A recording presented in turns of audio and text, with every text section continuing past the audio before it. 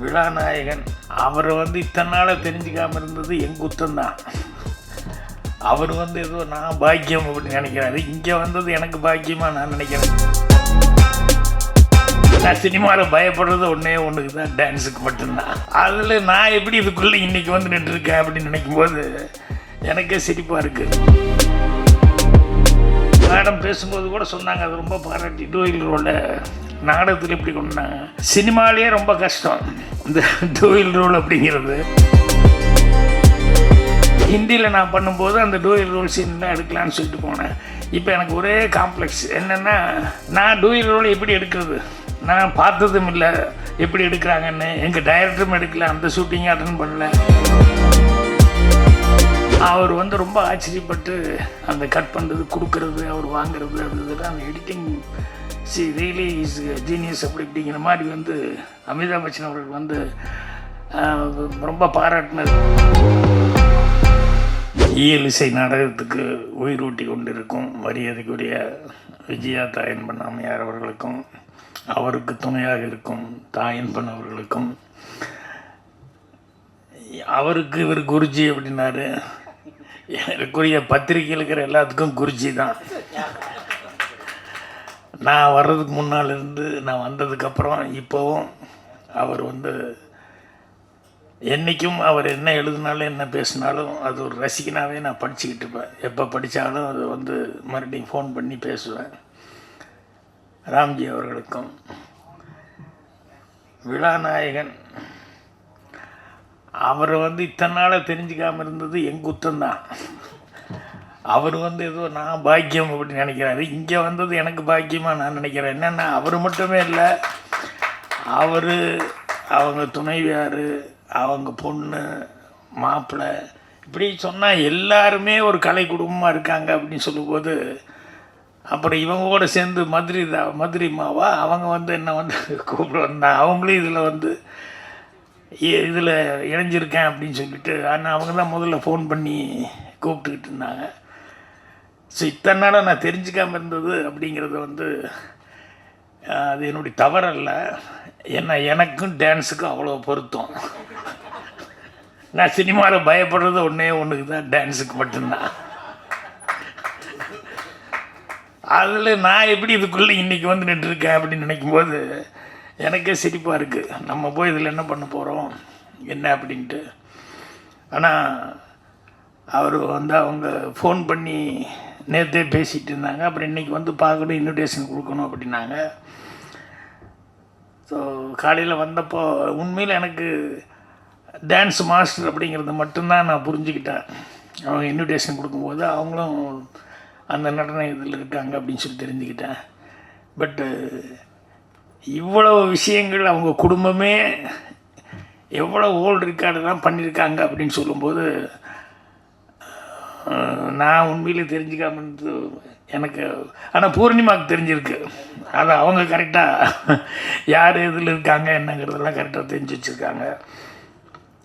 இப்போ இங்கே வந்ததுக்கப்புறம் தான் இந்த நாடகத்தை, அந்த வாயுபுத்திரா, அது இந்த சகுந்தரா, இதெல்லாம் பார்க்கும்போது அதனுடைய இது ஏற்கனவே நடத்துனது எங்கெங்கேயோ ஃபாரின்லாம் நடத்தியிருக்காங்க. அதை பார்க்கும்போது தான், ஓ இவ்வளோ பிரம்மாண்டமாக என்னென்னமோ சர்க்கஸு, என்னென்னமோ டெக்னிக்கெல்லாம் யூஸ் பண்ணி என்னென்னமோ பண்ணியிருக்காரு அப்படின்னு சொல்லும்போது, இப்போ எனக்கு இந்த 7ஆம் தேதி இது மிஸ் பண்ணாமல் பார்க்கணுமே அப்படிங்கிற லெவலுக்கு.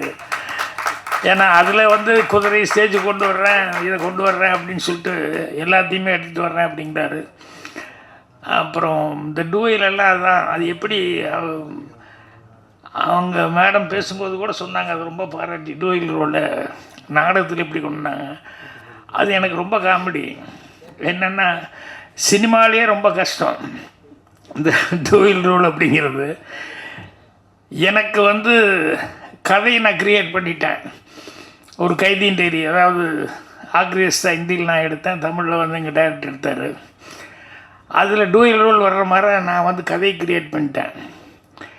அப்புறம் டூயில் ரோல் 2 பேரும் மீட் பண்ணிக்கிற மாதிரி சீக்வன்ஸையும் நல்ல, ஏன்னா டூயில் ரோல்னு இருந்தாலே அவங்க 2 பேர் மீட் பண்ணிக்கிட்டா தான் அது சுவாரஸ்யமாக இருக்கும்.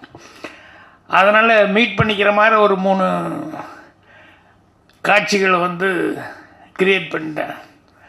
அந்த 2 காட்சியை 3 காட்சியை க்ரியேட் பண்ணிட்டேன்.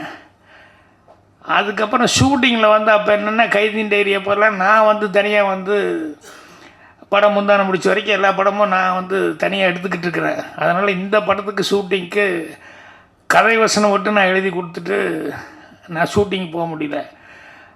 அதனால் இந்த டூயல் ரோடெல்லாம் எப்படி எடுக்கிறாங்க என்ன அப்படிங்கிறது வந்து பார்க்குறதுக்கான சான்ஸ் இல்லை. சினிமாவில் பார்த்துருக்கோம் ஒழிய அதை எப்படி எடுக்கிறாங்க அப்படிங்கிறது இருக்க அது எனக்கு தெரியல. சரி, எங்கள் டைரக்டர் வந்து அவர்கிட்ட கொடுத்துட்டா அவர் படம் முடிஞ்சது. ஆனால் அவர் பாருங்கள், அந்த டூயல் ரோல் சீனுங்களை முக்கியமான சீன் அவர் எடுக்கவே இல்லை, அவர் விட்டார். என்னென்னு அட போய் அது வழக்கம் போல் இருக்குது டூயல் ரோல், அதனால் நான் விட்டுட்டியா அப்படின்னாரு. இல்லை சார், டூயல் ரோல்னு இருந்தாலே 2 பேரும் சந்திச்சா தான் சார் இன்ட்ரெஸ்டிங்கு அப்படின்னு சொல்லிட்டு அப்புறம் நான் வந்து என்னோட அதே ஹிந்தியில் நான் பண்ணும்போது அந்த டூயல் ரோல் சீன்லாம் எடுக்கலான்னு சொல்லிட்டு போனேன். இப்போ எனக்கு ஒரே காம்ப்ளெக்ஸ் என்னென்னா, நான் டூயல் ரோல் எப்படி எடுக்கிறது நான் பார்த்ததும் இல்லை, எப்படி எடுக்கிறாங்கன்னு. எங்கள் டைரக்டரும் எடுக்கல, அந்த ஷூட்டிங்கே அட்டன் பண்ணல. ஸோ என்னடா பண்ணுறது, இன்றைக்கி இந்த சீன் எடுத்தாங்கன்னு திருன்னு முழிச்சிட்டு நம்ம படமொழி சொல்லுவாங்களே, சந்தையில் வித்தாடு போக சொச்சாடு முழிச்சிட்டு இருக்கணும், அந்த மாதிரி அந்த சீன் எடுக்கிறதுக்கு வந்துட்டார். அமிதாப் வந்துட்டார், கேமராமேன் வந்துட்டார். என்ன சாட்டு சொல்லி எப்படி இதை சரி ஓப்பனாக சொல்லிடலாம், நமக்கு கேமராமேன்கிட்ட சொல்லி அது எப்படின்னு நீங்களே எடுங்க கோபால் ரெட்டி அப்படிங்கிற அளவுக்கு சொல்லிடலாம் அப்படின்னு உட்காந்துருந்தேன். வந்தோடனே அமிதாப் அவர்கள் வந்து அவர் கோபால் ரெட்டிகிட்ட வந்து கேட்குறாரு, today we are going to take mass ஷாட்னோ அப்படின்னா, நாம் டூயல் எடுக்க போகிறோம் அப்படின்னு. அவர் உடனே கேட்குறாரு, which is convenient to you Gopal Reddy அப்படின்னு கேமராமேன் கேட்குறாரு. அவர் வந்து சார் லைட் மாஸ்க்கு that is better for me அப்படிங்கிறாரு. எனக்கு ஒன்றும் புரியல, லைட் மாஸ்க் இது வேறு இருக்கா அப்படின்னு சொல்லி முடிச்சுட்டு உட்காந்துருங்க. அப்புறம் அமிதாப் அவர்கள் வந்து no will go for dubbing first, that is convenient to me அப்படின்னாரு. No sir, it is indoor light mask அப்படின்னு சொல்லிட்டு இவர் அதை சொல்லிகிட்டு இருக்காரு, அவர் அதை சொல்லிகிட்டு இருக்காரு. ரெண்டும் தெரியாமல் நான் அப்படியே முடிச்சுட்டு உட்காந்துருந்தேன். அப்புறம் மெல்ல அமிதாப் என்ன பார்த்தார், captain of the ship is here, why we are arguing sir, which you prefer அப்படின்னாரு. எனக்கு தெரியல, which is convenient to you அப்படின்னு கேட்டேன் அவரை. லைட் மாஸ்க் வில் கோ அப்படின்ட்டேன். உடனே கேமராமேன் அவர் வைக்கும்போது அப்போ தான் வைக்கானமாக பார்த்துட்டுருக்குறேன். லைட் மாஸ்க்குன்னா என்ன பண்ணுறாங்க, அதை வந்து இவ்வளோ ஒட்டி பேப்பர் ஒரு பக்கம் ஒட்டிட்டு அதுக்கப்புறம் எடுக்க ஆரம்பிக்கும்போது ஒரு பக்கம் டார்க் பண்ணிவிட்டு அதுக்கப்புறம் எடுக்கிறாங்க. இதுதான் லைட் மாஸ்க் போல் இருக்குது அப்படின்னா, அதுக்கப்புறம் பார்த்தா ஒரு 2 கேரக்டருக்கு டப்பிங் இவரே பேசிட்டு அதை வந்து நாகரால வந்து ரெக்கார்டு பண்ணிவிட்டு அந்த டைமிங்க்கு வந்து கரெக்டாக இது பண்ணார் அப்படின்னு சொல்லிட்டு இதை பார்த்து இதுதான் டூயல் ரோல் எடுக்கிறது இப்படி தானே அப்படின்னு சொல்லி தெரிஞ்சுக்கிட்டு அதுக்கப்புறமா வந்து அந்த வித்தை தெரிஞ்சிருச்சு அப்படின்னு ஒன்றி அப்புறம் அவுட்டோரில் எடுக்கும்போது கிரேவியார்டு சீன் எடுத்தேன். அவுட்டோரில் அந்த சீன் எடுக்கும்போது நான் ஒரு ஷார்ட்டு கன்சீவ் பண்ணி சொன்னேன். அப்போ அவங்க வந்து சொன்னாங்க, சார் இது என்ன டூயல் ரோலுக்கு இவ்வளோ பெருசாக லென்த்தாக இப்படிலாம் கன்சீவ் பண்ணால் கஷ்டம் அப்படின்னு. இல்லை ஈஸி அப்படின்னு சொல்லிட்டு நான் அதுக்குள்ளே உள்ளே பூந்துக்கிட்டு இப்படி பண்ணலாம் அப்படி பண்ணலான்னு சொல்லும்போது, சரி ஒரு வெரி இதில் ரொம்ப பர்ஃபெக்டாக இருக்கீங்களா நீங்கள், எனக்கு தானே தெரியும் நான் எதுவும் பர்ஃபெக்டாக இருக்கேன், இதை பார்த்து தான் கற்றுக்கிட்டேன் அப்படின்ட்டு. ஸோ அந்த மாதிரி அதில் கரையேறதுக்குள்ளே போதும் ஆகிப்போச்சு. அதனால் அதை எடுத்து எடிட்டிங் பண்ணி அதுக்கப்புறம் கட் பண்ணி பார்த்துட்டு அவர் வந்து ரொம்ப ஆச்சரியப்பட்டு அந்த எடிட்டிங் அந்த கட்டிங் 2 பேர் பேசுகிறது, அந்த கட் பண்ணுறது, கொடுக்கறது, அவர் வாங்கிறது, அது இதெல்லாம் அந்த எடிட்டிங் ரியலி இஸ் ஜீனியஸ் அப்படி இப்படிங்கிற மாதிரி வந்து அமிதாப் பச்சன் அவர்கள் வந்து ரொம்ப பாராட்டினார். காலையில் நான் இல்லை செட்டில், ஆனால் நான் வர்றதுக்கு முன்னாடியே அவர் வந்து எல்லாத்திட்டையும் ரொம்ப நேற்று ரஷ் பார்த்தா ரொம்ப பிடிச்சிருந்தது அப்படின்னு சொல்லி சொன்னார். அதே மாதிரி புரட்சித் தலைவர் எம்ஜிஆர் அவர்கள் அவர் படம் பார்த்துட்டு அவர் கடைசியில் கொஞ்ச நேரம் அப்படியே சைலண்ட்டாக உட்காந்துருந்தார். என்னடா படம் முடிஞ்சு எப்படி உட்காந்துருக்காருன்னு பார்த்தேன். அப்புறம் பார்த்தா அவர் சொன்னார், இல்லை நான் 2 ரோல் இல்லை 3 ரோல் கூட நான் பண்ணேன், ஆனால் இந்த படத்தை பார்க்கும்போது 2 ஆள் நடித்த மாதிரியே இருந்தவுடைய இது ஒரே ஆள் டூயல் ரோல் பண்ண மாதிரி இல்லை அப்படின்னு சொல்லி அவ்வளோ அந்த சீன்ஸில் வரக்கூடியது அந்த எடிட்டிங் எல்லாம் வந்து பார்க்கும்போது 2 ஆள் உண்மையிலேயே அப்பா உங்களுடைய நடிச்ச மாதிரி இருந்தது அப்படின்னு சொல்லிட்டு அவர் ரொம்ப அப்ரிஷியேட் பண்ணி சொன்னார். எனக்கு அது ரொம்ப ரொம்ப சந்தோஷமாக இருந்தது. இது டூயல் ரோல்னு சொன்ன உடனே இவர் நாடகத்தில் இப்படி பண்ணியிருப்பாருன்னு இப்போ அப்படியே கன்ஃபியூஷன் ஆகிட்டுருக்கு. ஏன்னா சினிமாவுக்கு எடுக்கிறதுக்கு இப்படிலாம் தெரியும், பட் நாடகத்துக்கு அதை ஒரு ஸ்டேஜில் பண்ணியிருக்கணும் அப்படின்னா எப்படி கவுண்டர் டைலாக் பேசியிருக்க முடியும் அப்படிங்கிறது வந்து எல்லாமே அது ஒன்று தெரிஞ்சுக்கிட்டோம்னா அப்புறம் ஒவ்வொன்று இது பண்ண. அன்னைக்கு கூட என்னோடய 50வது வருஷம் அந்த இதுக்கு வந்து ஏஐ பண்ணியிருந்தோம். ஏஐ பண்ணதில் எம்ஜிஆர் அவர்கள் பேசுவாங்க, அதுக்கப்புறம் கட் பண்ணி நான் கொஞ்சம் ஒன்று பேசுவேன், அப்புறம் வந்து நம்பியார் அண்ணன் பேசுவார். அப்போ நம்பியார் அண்ணன் ஏப்பா பாக்யராஜன் என்கிட்ட பேசி கேட்பார், நான் உடனே இங்கேருந்துட்டே பதில் சொல்லுவேன், இல்லைப்பா நீ அதெல்லாம் உங்கள் பெருந்தன்மை இல்லைண்ணே இப்படித்தானே அப்படின்னு. பார்த்தா சினிமா ஷாட் எடுத்த மாதிரியே நான் ஸ்டேஜ்லேருந்து பேசிகிட்டு இருப்பேன், அவர் வந்து ஏஐயில் பேசிகிட்டு இருப்பார். இது சத்யராஜ் கூட பார்த்துட்டு ரொம்ப அப்ரிஷியேட் பண்ணி எல்லாம் ஏஐயில் அவங்கவுங்க தனித்தனியாக பேசுறது எடுப்பாங்க. பாக்யராஜ் சார் எப்படி ஸ்டேஜில் இருந்துட்டு பேசுகிறாரு, அவங்க கவுண்டர் கொடுத்து பேசி 2 பேரும் எப்படி பேசுனாங்க, எனக்கு ஒரே ஆச்சரியமாக இருக்குது அப்படிங்கிற மாதிரி சொன்னார். அந்த மாதிரி அந்த வித்தை கற்றுக்கிற வரைக்கும் கொஞ்சம் கஷ்டம், அப்புறம் மூளையை படுத்தினோம்னா கண்டிப்பாக பெட்டர்மெண்ட்டாக நிறையா பண்ண முடியும். அதனால் இப்போ இவருக்கு அந்த டூயல் ரோல் எப்படி பண்ணார் அப்படிங்கும்போது அவர்கிட்ட எப்படி இருந்தாலும் இதெல்லாம் வச்சுருப்பாங்க, சிடி அது இதெல்லாம் இருக்கும். அதனால் அது அவசியம் வாங்கி பார்க்கணும் அப்படிங்கிற மாதிரி இருந்தது. ஏன்னா ஒவ்வொன்றும் நாம் இவரை பற்றி சொல்லுவாங்க ஹாரிஸ் மனோகர். நான் சினிமாவுக்கு வரும்போது அவர் இதெல்லாம் பார்க்குறதுக்கான வாய்ப்பு இல்லை, நேராக வந்துட்டேன். அதுக்கப்புறம் பார்த்தா அவர் நாடகம் பண்ண நிறுத்திட்டார், சினிமாவில் ரிட்டையர்ட் ஆகி. அவருதும் அதே மாதிரி ரொம்ப பிரமாதமாக அவரை பற்றி சொல்லுவாங்க, நாடகத்தில் எல்லாம் எப்படிலாம் வித்தியாசமாக பண்ணுவாங்க அப்படின்னு சொல்லிட்டு. அதனால் இப்போ இவரது வந்து பார்க்கணும் அப்படின்னு சொல்லிட்டு சொன்ன மாதிரி அவர் டான்ஸுன்னு நினச்சிக்கிட்டு இருந்தேன். அப்புறம் பார்த்தா மியூசிக்கு, அவர் என்னென்னமோ எல்லா விஷயங்களும் சகலகலாக வர இருந்துகிட்ருக்காரு. அதில் வீட்டில் இருக்கிறவங்க எல்லாருக்குமே அந்த திறமை இருக்குது அப்படின்னு சொல்லும்போது உண்மையிலேயே ரொம்ப சந்தோஷமாக இருக்குது, மகிழ்ச்சியாக இருக்குது. இந்த மருது சகோதரர்களை பற்றி அவர் எடுக்க போகிறேன்னு சொல்லும்போது எனக்கு எப்படி ஈலிசை நாடகம் நடனமாக டான்ஸில் வந்து இதில் வசனமெல்லாம் இருக்கான்னு வேறு கேட்டேன் நான். அதுவும் இருக்குது, டான்ஸ் இருக்குது, பாட்டு இருக்குது, எல்லாமே இருக்குன்னா அவங்க ஃபைட்டும் இருக்குது அப்படின்னு எல்லாம் சொன்னாங்க. இது உண்மையிலேயே அது ஒரு சேலஞ்சான ஒரு சமாச்சாரம். மற்றது எப்படின்னு எனக்கு தெரியல. ஏன்னா மருது சகோதரர்கள் அப்படின்னு சொல்லி அந்த மருது இருவர்னு டைட்டில் வச்சுட்டு பண்ணுறதுல அவ்வளவு விஷயங்கள் அவங்கள பற்றி கேள்விப்படும்போது அது அத்தனையும் வந்து ஒரு நாட்டிய இதில் வந்து கொண்டு வந்துட முடியுமா அப்படிங்கிற அளவுக்கு அவ்வளோ விஷயங்கள் அவங்கள பற்றி கேட்கும்போது அவங்க பராக்கிரமங்கள் எல்லாம் வந்து சொல்லும்போது நம்ம என்ன இப்படியெல்லாமா இருந்திருப்பாங்க அப்படின்னு சொல்லிட்டு அது சொல்கிறாங்க. ஒருத்தர் 6 அடி, ஒருத்தர் 7 அடி, பெரியவர் 7 அடி, சின்னவர் 6 அடி அப்படின்னு சொல்லிட்டு அப்புறம் அவங்களுக்குள்ள பிரிட்டிஷ்காரங்கிட்ட வந்து அவங்களுடைய ஸ்ட்ரென்த் என்ன அப்படின்னு சொல்லி எந்த அளவுக்கு அவங்களுக்கு ஸ்டெமினா இருக்குது அப்படின்னு சொல்லும்போது அதுக்கு ஒரு சின்ன ஒரு சேலஞ்சு மாதிரி அவன் ஒருத்தன் குதிரையில் ஏறிட்டு அவன் அந்த காளையாபுரத்துலேருந்து சிவகங்கை வரைக்கும் போயிட்டு மறுபடியும் சிவகங்கையிலேருந்து காளையாபுரம் வரைக்கும் அவன் குதிரையில் ஓட்டிகிட்டு வர்றான். அந்த குதிரை வேகத்துக்கு மருது பாண்டியர் கூடவே ஓடிருக்கார்.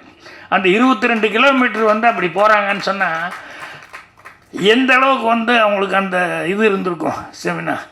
அதே மாதிரி அவன் இங்கிலீஷ்காரன் வந்து அவன் வந்து அப்போ முதல்ல ஃப்ரெண்ட்லியாக இருந்திருக்கான். அப்போ வந்து இவங்க கூட அவங்க பெரிய ஃபைட்டுக்கிட்டலாம் இல்லை. என்னென்னா இவங்களுடைய பராக்கிரமங்கள் இந்த மாதிரி ஓடுறது, இவங்களுடைய ஸ்ட்ரென்த்து இதெல்லாம் பார்க்கும்போது அவனுக்கே ஆச்சரியமாக இருந்திருக்கு. அதே மாதிரி ஒரு தடவை வந்து ஹண்டிங்கில் எங்கேயோ போகும்போது டைகர் புலி வந்துருச்சு. அப்போ அவங்க துப்பாக்கி எடுக்கும்போது இல்லை வேண்டாம், நீங்கள் மரத்து மேலே பறந்து அப்படியே உட்காருங்க அப்படின்னா அதை நீங்கள் துப்பாக்கியில் சொல்லணுங்கிறதுல நானே என்ன புலி போய் எப்படியா வேறு ஆள் கையில் கொண்டு அப்படின்னா உண்மையிலேயே டைகரோட ஃபைட் பண்ணி அவனுக்கு மேலேருந்து பார்க்குறானுங்க. அந்த வாழை பிடிச்சி சுற்றி அடித்து கொள்ளுங்கிறது ஒன்று. இன்னொன்று வந்து என்னென்னா கழுத்தை வந்து புலியினுடைய கழுத்தை வந்து நெரிச்சு அதை வந்து அவ்வளோ ஸ்ட்ரென்த்து எப்படி இருந்திருக்கு அப்படின்னு சொல்லிட்டு இதெல்லாம் கண்ணில் பார்த்துட்டு இப்போ அவங்க அந்த புக்கில் அவங்களே பிரிட்டிஷ்காரனே வந்து அசந்து போய் புக்கில் வந்து அதெல்லாம் எழுதியிருக்கான். ஸோ இந்த மாதிரி நிறைய விஷயங்கள் சொல்லுவாங்க. அப்புறம் ட்ராஜடியான சில விஷயங்கள் அப்படிங்கிறது அவங்க லைஃப்பில் நிறைய நடந்தது. என்னென்னா அந்த இப்போ அவர் ஆரம்பித்து அப்படின்னு நிறுத்திட்டார். அந்த சும்மா டச் பண்ணி விட்டார்.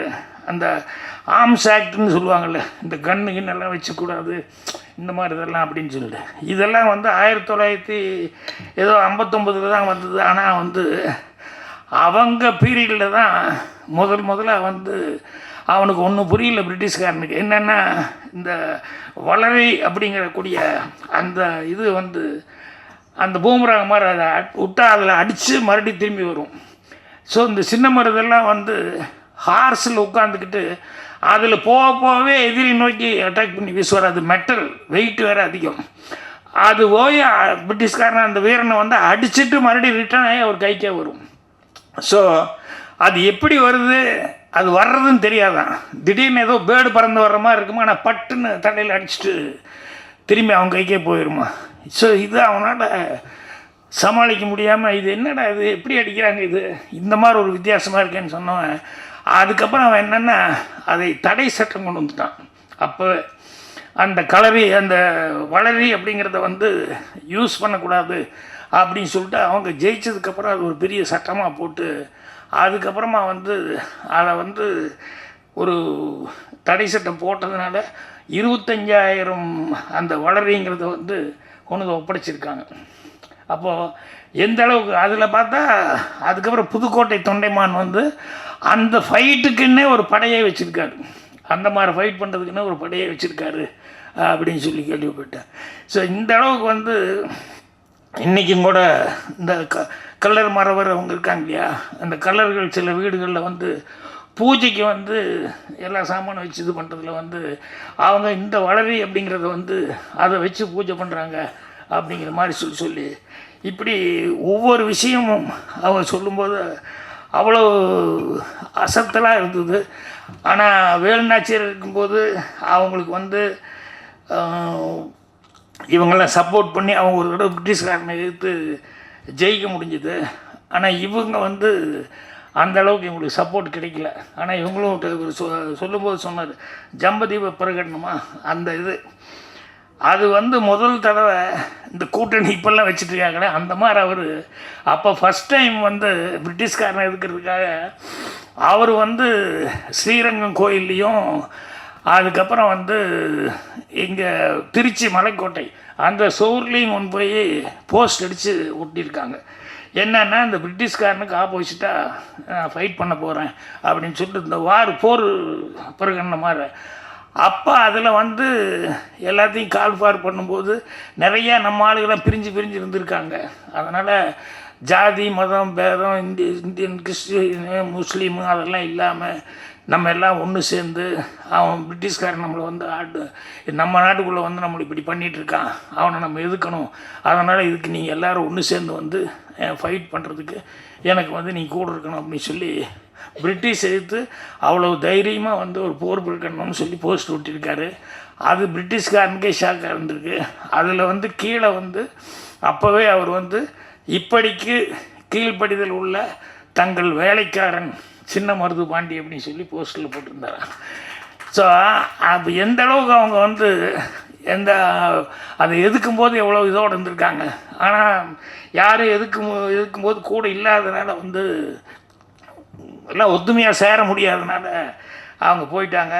அவங்களுக்கு வந்து 1801 அக்டோபர் 24 to 27 அந்த 3 நாளில் வந்து கிட்டத்தட்ட ஒரு திருப்பத்தூரில் வந்து மகன்கள் பேரன்கள் இன்னும் சொந்த பந்தம் அப்படிங்கிறவங்கள 3 நாள் வந்து கண்டினியூஸாக 530 பேரை வந்து தூக்கில் போட்டு இது பண்ணாங்க. என்னென்னா அது தூக்கில் போடுறது பார்த்தா தான் மற்றவங்களுக்கெல்லாம் பயம் வரும் அப்படின்னு சொல்லிட்டு. அதே மாதிரி சின்ன மருது பையன் 17 வயசு பையன் அவனும் அவங்க கூட ஒரு 73 பேர் வந்து கைது பண்ணி மலேசியாவில் பினாங்கில் கொண்டு போய் அடைச்சிருக்காங்க. அந்த பையனும் வந்து 20 வருஷம் கழித்து ஜெயிலேருந்து வந்து அது என்னென்ன பாருங்கள், அவனுக்கு ஒரு பெக்யூலியரான பனிஷ்மெண்ட்டு. அவனை ஏன் அங்கே ஒன்று போட செய்ய இங்கே எல்லாரையும் கொண்ட மாதிரி கொள்ள வேண்டியது இல்லை. அவன் நாட்டை நினச்சி என் நாட்டை எப்போ பார்க்க போகிறேன்னு அவனுக்கு அந்த ஃபீலிங் இருந்துக்கிட்டே இருக்கணும். அதுதான் அவனுக்கு தண்டனை அப்படிங்கிற மாதிரிலாம் பண்ணி 20 வருஷம் கழித்து அந்த ஆள் மறுபடியும் திரும்பி வந்ததுக்கப்புறம் வந்து அதுக்கப்புறம் வந்து இறந்துருக்கார், இந்தியாவில் வந்து இறந்துருக்காங்க. இப்படி நிறைய விஷயங்கள் அவங்கள பற்றி சொல்லும்போது ஆச்சரியமாக இருந்தது. இவ்வளோ இது இருக்குது. இந்த மாதிரி இன்னும் சொல்ல போனோம்னா நிறையா அவங்களுடைய இதில் என்னென்னலாம் நடந்தது அப்படிங்கிறதெல்லாம், இதெல்லாம் வந்து எப்படி இவர் நாடகத்தில் வந்து ஒட்டுமொத்தமாக அதை வந்து கொண்டு வர முடியும் அப்படின்னு சொல்லும்போது எனக்கு தான் ஔவையார் பாடினது இருக்குல்ல, திருக்குறளை பற்றி சொல்லுவாங்க. இந்த கடுகை தொலைத்து அணுவை தொலைத்து கடுகை தொலைத்து குறுக தரித்த குரல்னு சொல்லுவாங்க. அந்த மாதிரி வந்து இது ஒரு சேலஞ்சிங்கான விஷயமாக தான் அவருக்கு இருக்கும். அதை வந்து இவர் செய்ய போகிறாரு அப்படின்னு சொல்லும்போது அதுக்கு வந்து பாருங்கள், அந்த மியூசிக்கு அது இது எல்லாமே வந்து எல்லாம் போலந்த ஏதோ ஒரு எல்லாத்தையும் காமிச்சாங்க. அத்தனை பேர்த்தையும் ஹங்கேரி அந்த மியூசிஷியன்ஸ் அவங்களெல்லாம் காமிச்சாங்க.